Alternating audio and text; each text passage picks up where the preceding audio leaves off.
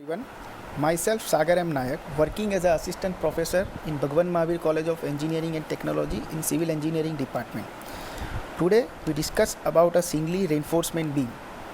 So before proceeding further, first of all we understand what do you mean by beam. A beam is a structural element that designed to carry transverse external loads. The loads that cause bending moment, shear force and in some case torsion across their length.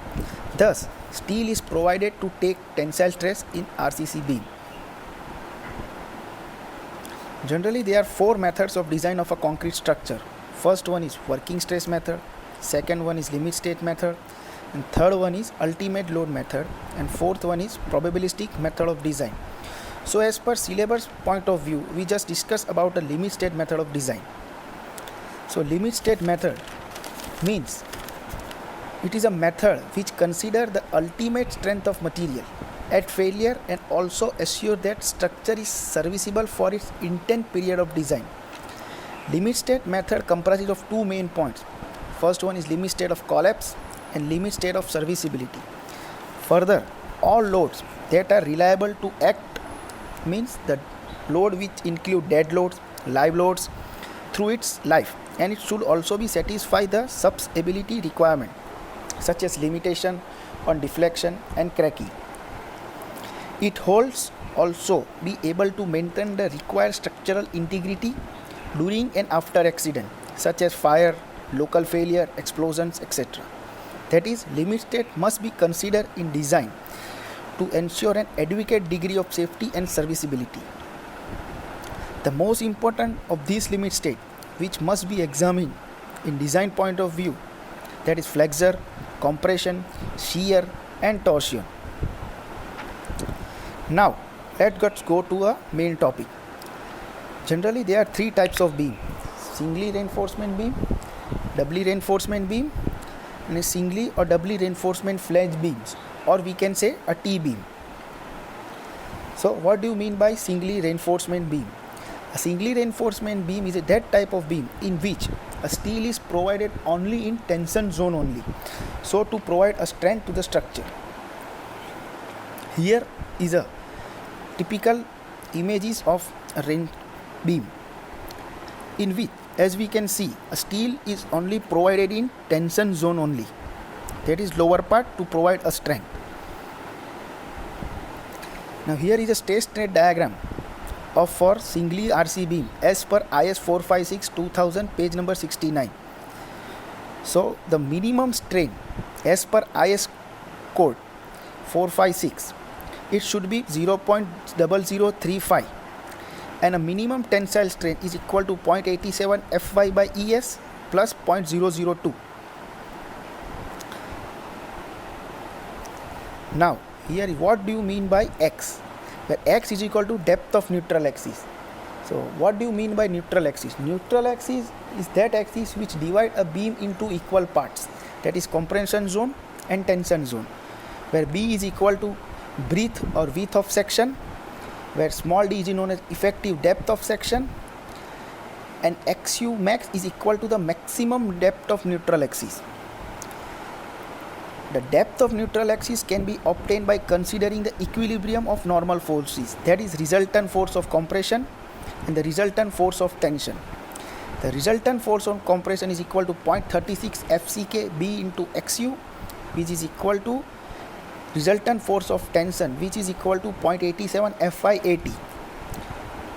From that we can find out the formula of depth of neutral axis, which is equal to XU is equal to 0.87 Fy80 divided by 0.36 FCKB, which is given in IS 456 at page number 96.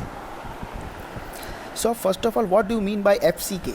FCK is known as the characteristic strength of concrete. Means, for example, if we are using M20 grade concrete for design, where M means mixed design and 20 stands for the characteristic compressive strength of concrete at 28 days of curing. Now what do you mean by Fy?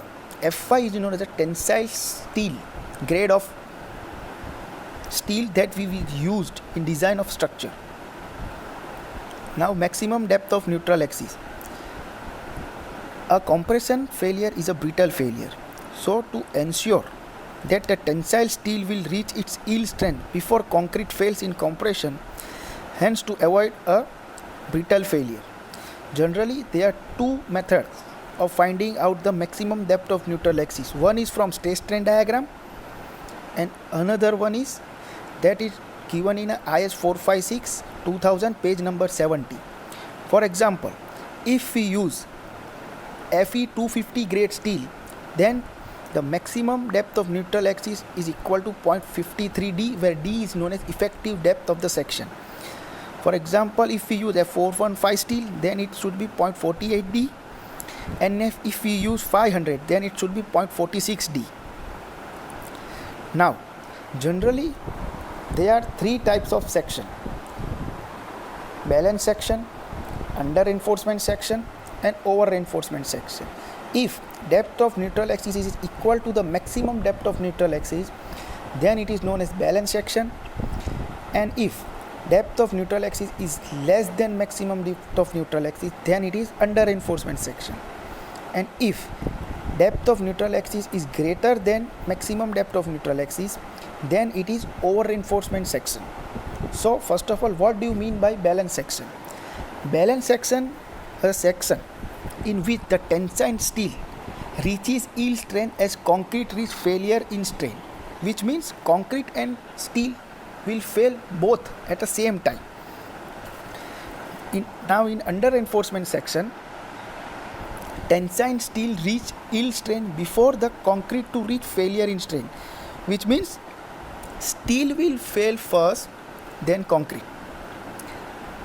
And over reinforcement section, in which concrete reach strain earlier than a steel reach its yield strength, which means concrete will fail first, then steel. So as per as structural designer point of view, one must go through a under reinforcement section because it shows a sign of warning before failure, so that we can take a necessary precaution.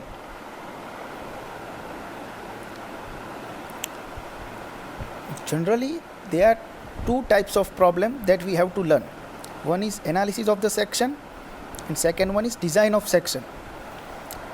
So in further video, we should go through analysis problem and design problem as per IS 456 2000. Thank you.